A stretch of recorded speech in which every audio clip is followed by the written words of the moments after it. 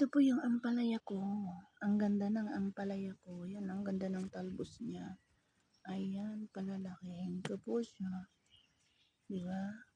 Ito po yung isa. Yan, nagkalat nga sila eh. Ayan o. Yan. Yan din yung kalabasa. Ayan. Lumaki na rin siya. Pero sana nga mamumunga. Ayan o. Oh. Diba? Para itong malunggay ko, may kumukuha o.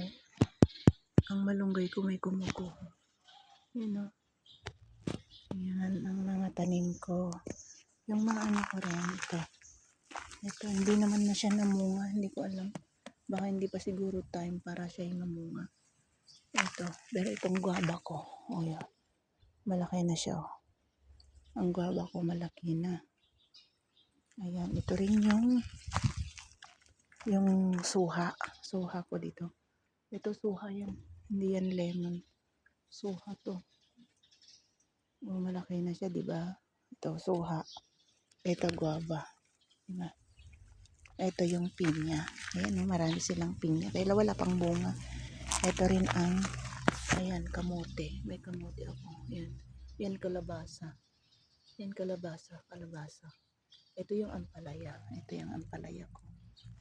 Ayan, diba? Yan yung papaya ko. Wala ng bunga. Naubos na.